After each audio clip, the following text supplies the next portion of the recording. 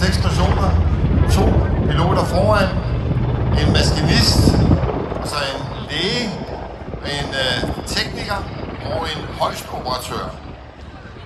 Ja, på den her, der vil der typisk være 2 flyteknikere, hvoraf den ene er en senior, og den anden han er flymekaniker, men samtidig svømmer, altså ham, der bliver hejst ned fra selve højsten.